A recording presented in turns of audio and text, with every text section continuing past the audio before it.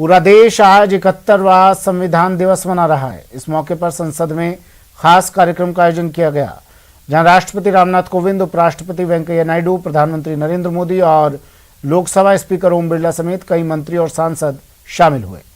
इस कार्यक्रम में प्रधानमंत्री मोदी ने कई बातों का जिक्र किया और कहा कि राजनीति, परिवारवाद और भ्रष्टाचार देश हित के फैसलों को कई बार कमजोर करते हैं। इस दौरान राष्ट्रपति रामनाथ कोविंद ने प्रतिपक्ष की भूमिका पर जोर दिया। वहीं उपराष्ट्रपति वेंकैया नायडू ने सबका साथ, सबका विकास और सबका विश्वास के मूल मंत्र के साथ आगे बढ़ने की बात कही। लोकसभा स्पीकर ओम बिरला ने श्रेष्ठ भारत के लिए सबकी भागीदारी पर जोर दिया।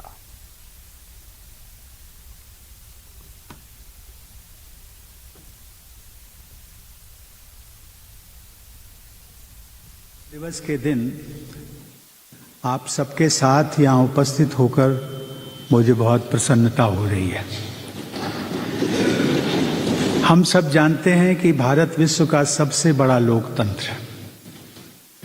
मुझे विश्वास है कि आप सब भी इस अवसर पर हमारे महान लोकतंत्र के प्रति गौरव का अनुभव कर रहे होंगे।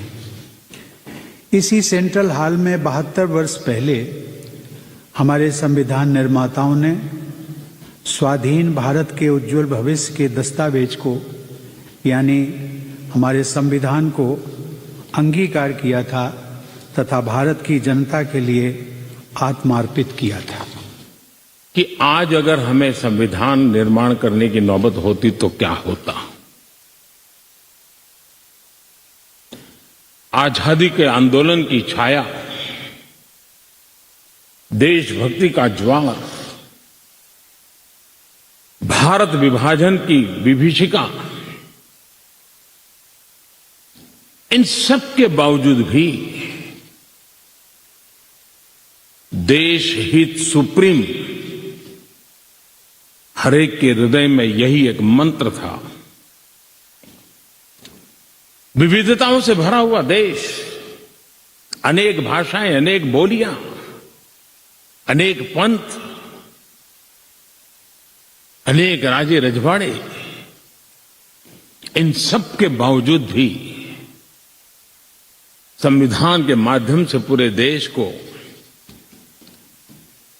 एक बंधन में बांध करके आगे बढ़ाने की योजना बनाना आज के संदर्भ में देखें। और हमारे देश ने शांति, प्रगति और समानता के संकल्प के साथ अपनी विकास यात्रा शुरू की थी। संविधान हमारी सांस्कृतिक विरासत, शाश्वत मूल्यों एवं आदर्शों का पवित्र ग्रंथ है। ये हमारे अधिकारों का स्रोत है जो हमारे दायित्वों का बोध भी कराता है। संविधान एक भावना है जो हमें जोड़ने की ताकत देती है। संविधान जनता के आशाओं, अपेक्षाओं और उम्मीदों को पूर्ण करने का मार्ग भी दिखाता है। हमारा संविधान देश की एकता और अखंडता एवं नागरिकों की डिग्निटी, इन मूल मंत्रों को साकार करता है। संविधान दिवस कार्यक्रम में प्रधानमंत्री नरेंद्र मोदी ने स्पीकर ओम बिरला की तारीफ की। पीएम मोदी ने कहा कि इस कार्यक्रम की रचना के लिए लोकसभा अध्यक्ष बिरला का प्रयास अभिनंदन के योग्य है। पीएम बोले कि ये कार्यक्रम किसी दल का नहीं है, ये कार्यक्रम प्रधानमंत्री का नहीं था। पीएम ने कहा कि स्पीकर सदन के गौरव होते हैं, स्पीकर की गरिमा होती है। मोदी ने यह भी कहा कि संविधान बनाने वाले महान पुरुषों को याद करें कि हमें वो शिक्षा दें ताकि हम स्पीकर पद की गरिमा बनाए रखें।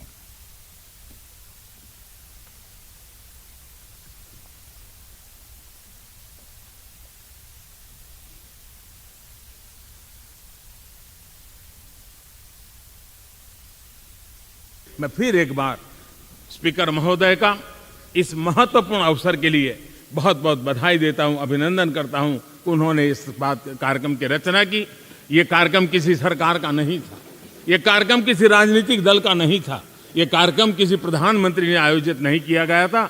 ये सदन का गौरव होते हैं स्पीकर, सदन का ये स्थान गौरवपूर्ण होता है। स्पीकर की एक गरिमा होती है, बाबा साहब आम्बेडकर की गरिमा होती है, संविधान की अपनी एक गरिमा होती है। हम सब उन महान पुरुषों को प्रार्थना करें कि वो हमें शिक्षा दें ताकि हम हमेशा स्पीकर पद की गरिमा बनाए रखें, बाबा साहब आम्बेडकर का गौरव बनाए रखें और संविधान का गौरव बनाए रखें। इसी एक अपेक्षा के साथ आप सबका बहुत बहुत धन्यवाद। संविधान दिवस पर सीएम गहलोत ने संविधान सभा की प्रारूप समिति के सदस्यों को श्रद्धांजलि अर्पित की है। सीएम ने अपने ट्वीट में लिखा कि संविधान दिवस पर संविधान सभा की ड्राफ्टिंग कमेटी के अध्यक्ष डॉक्टर BR अम्बेडकर और सभी सदस्यों को मेरी विनम्र श्रद्धांजलि। आइए हम लोकतांत्रिक आदेशों, संविधान में निहित मूल्यों के प्रति अपनी प्रतिबद्धता को दोहराएं और उन्हें सुरक्षित और संरक्षित करने की प्रतिज्ञा लें।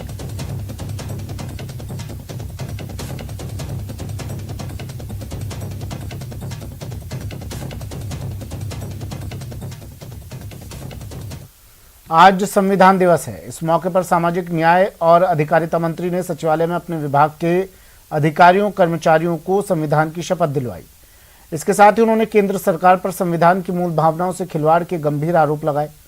टीकाराम जूली ने कहा कि केंद्र सरकार संविधान की मूल विचारधारा के विपरीत देश को जाति, धर्म और अमीरी गरीबी में विभाजित कर रही है।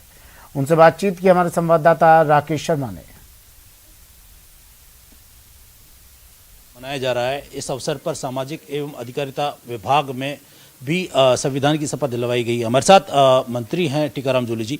आज संविधान दिवस मनाया जा रहा है, किस तरह की एक हम प्रेरणा देंगे संविधान को लेकर के, जो यूथ है उनको किस तरह की प्रेरणा लेनी चाहिए और क्या कुछ आगे करना चाहिए?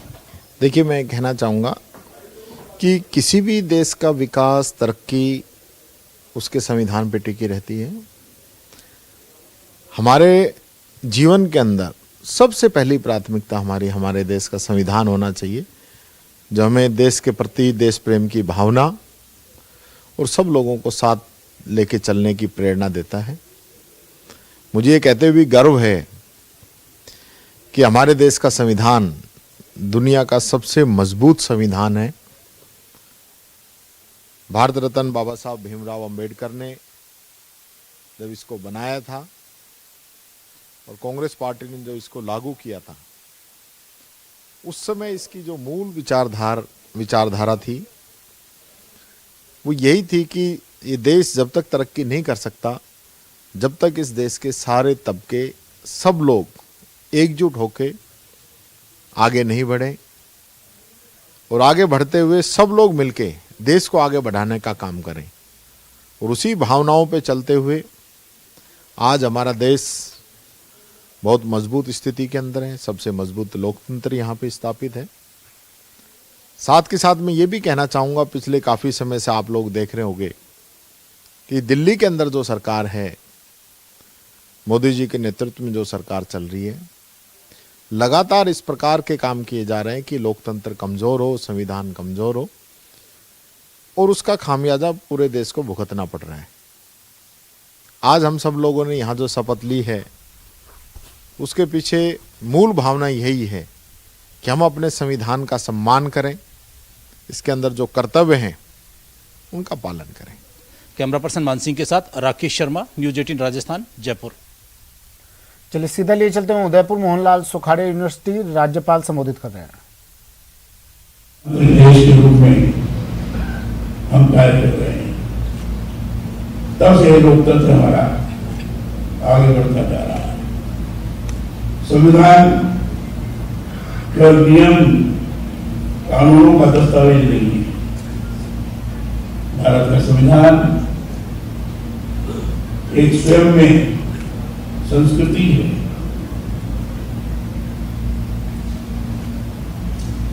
इसलिए भारतीय संस्कृति से जुड़ा जो दर्शन है, हमारी जो उदात्त जीवन परंपराएं हैं, संविधान उसे एक तरह से व्याख्यायित करता है। हमारा राष्ट्र भौगोलिकता से जुड़ा हुआ भूभाग भर ही नहीं है, राष्ट्र अपने आप में विचार है। भारत भाववाचक संज्ञा है। देश को विचार संज्ञा में देखने का अर्थ ही है ऐसा रहा जिसमें स्त्री पुरुष में, जात और धर्म के आधार पर मनुष्य में किसी तरह का कोई भेद नहीं है। जहां अनुभव और ज्ञान सहभागी है, भारत लाती है ज्ञान और दर्शन की वह महान परंपरा, जिसमें वैदिक ऋचाओं को से लेकर आदि शंकराचार्य के अद्वैत दर्शन तक का सार आ जाता है। सारे विश्व को वसुधैव कुटुंबकम के सूत्र के साथ अपना परिवार मानने का संदेश हमारे राष्ट्र ने दिया है। हमारा संविधान इस उदात्त विचार का एक तरह से लिखित रूप है। संविधान का मूल हमारी वह महान परंपरा है जिसमें कहा गया है लोग। गहलोत मंत्रिमंडल के पुनर्गठन में हेमाराम चौधरी को भी जगह मिली और उन्हें वन विभाग का कैबिनेट मंत्री बनाया गया। शपथ ग्रहण और पदभार संभालने तक मीडिया से दूर रहे हेमाराम ने न्यूज 18 से अपने दिल की बातें साझा की। उन्होंने कहा कि वन विभाग चुनौती और जिम्मेदारियों वाला विभाग है, लेकिन वो हर चुनौती पर खरे उतरेंगे। उन्होंने कहा कि वन विभाग की जमीन पर हो रहे अतिक्रमण और अवैध खनन को रोकना उनका पहला लक्ष्य है। राजस्थान के नए वन एवं पर्यावरण मंत्री हेमाराम चौधरी हमारे साथ में मौजूद हैं। राजस्थान में वन एवं पर्यावरण और जलवायु से संबंधित तमाम चुनौतियों को लेकर बेहद गंभीर हैं। तमाम बातें आपने सामने रखी, बहुत मजबूती से काम करने के आप मूड में हैं। अगले 2 साल आपने कहा कि ये ऐसा महकमा है जो इंसान की सेहत से और उसकी ज़िंदगी से, उसकी आबो हवा से जुड़ा है। उसे बचाना, उसके लिए काम करना बहुत ज़रूरी है। मैंने कहा ये विभाग मुझे नया मिला है, पहली बार मिला है। वन लगाने की दृष्टि से, वन नष्ट नहीं हो उसको रोकने की दृष्टि से, जो प्रदूषण फैल रहा उसको रोकने की दृष्टि से, टाइगर को किस प्रकार से वन्य जीवों को भी सुरक्षित रखा जाए, ये सारी चीज़ें हैं। इसको करके दिखाने और आने वाले समय में लोग याद करें, इस सोच के साथ मैं काम करने की कोशिश करूँगा। मुझे उम्मीद है कि मुझे इस चुनौतीपूर्ण काम में सफलता मिलेगी, क्योंकि आदमी की भावना अगर ठीक हो काम करने की ओर, एक भावना के साथ कोई भी काम चाहे कितना ही कठिन हो, कितना ही चुनौतीपूर्ण हो, अगर वो करता है, मेरा सवाल नहीं कोई भी व्यक्ति, तो वो उसमें अवश्य सफल होता है। इस भावना के साथ मैं काम करूँ तो मुझे उम्मीद है कि मुझे अवश्य सफलता मिलेगी। अब 2 बुनियादी बात आपने कही, अगर देखा जाए, एक तो वन क्षेत्र में जो अतिक्रमण बढ़ रहा है, इंसानी आबादी जो लगातार बढ़ रही है, सीधा निशाना वन क्षेत्र है। कब्जे कर रहे हैं, जगह जगह अंदर घुसते जा रहे हैं। दूसरा, अवैध खनन, बहुत खतरनाक रूप से दोहन किया जा रहा है प्राकृतिक संसाधनों को। इन दोनों चीज़ों को आपने कहा कि ये मेरी पहली प्राथमिकता रहेंगी और इन पर काम करना बहुत ज़रूरी है। ये ज़रूरी, इसके बिना तो ये विभाग का हम हमारी ज़मीन ही नहीं बचा सकते।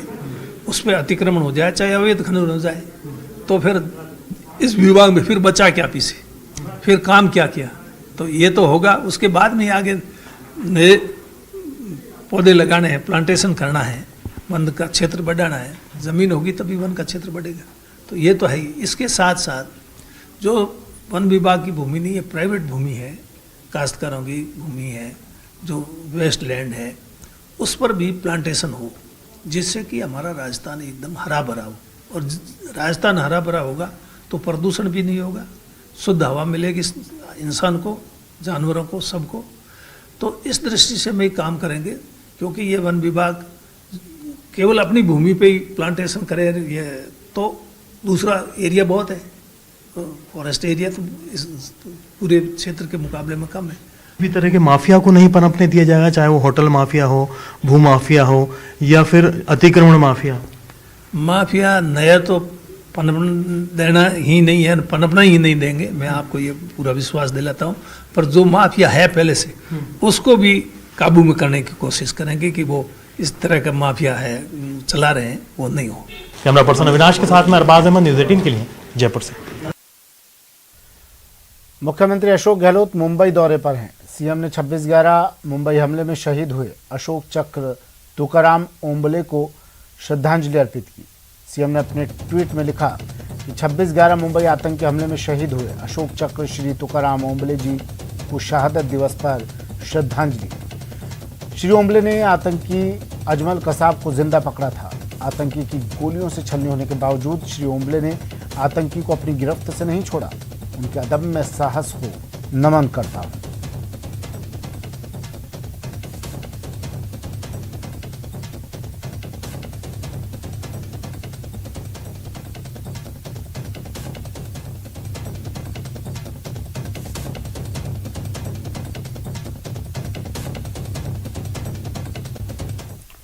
वैक्सीन ही कोरोना का एकमात्र सबसे प्रभावी तरीका है। ये बात हम, आप और समाज के तमाम लोग जितनी जल्दी समझ लेंगे उतना बेहतर है, क्योंकि कोरोना महामारी के भुक्तभोगी एक दो नहीं, हजारों लाखों परिवार हैं। यकीन मानिए, वैक्सीन ही हमें और आपको इस वैश्विक महामारी से बचा सकता है।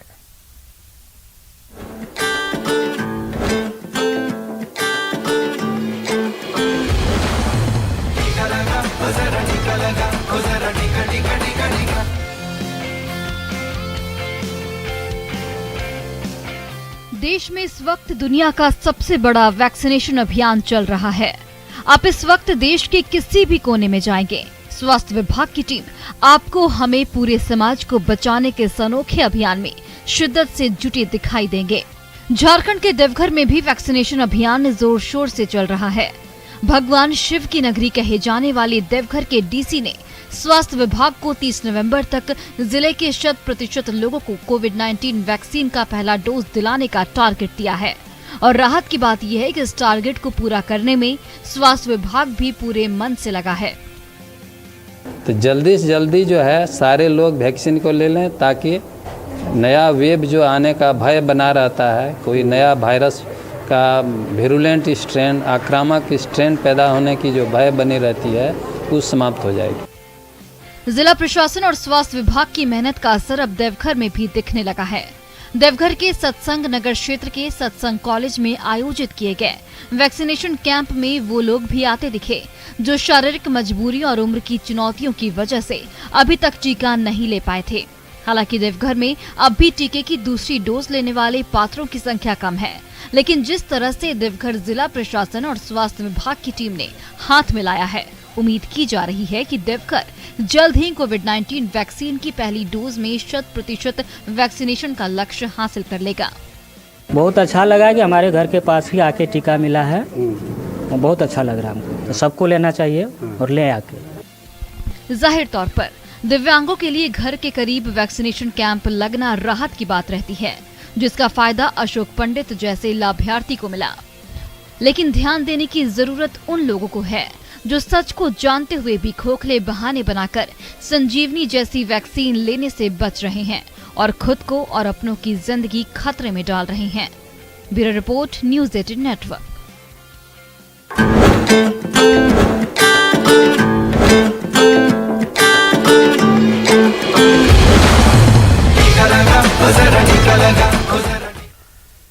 चलिए फिलहाल इतना ही, दीजिए इजाजत, नमस्कार।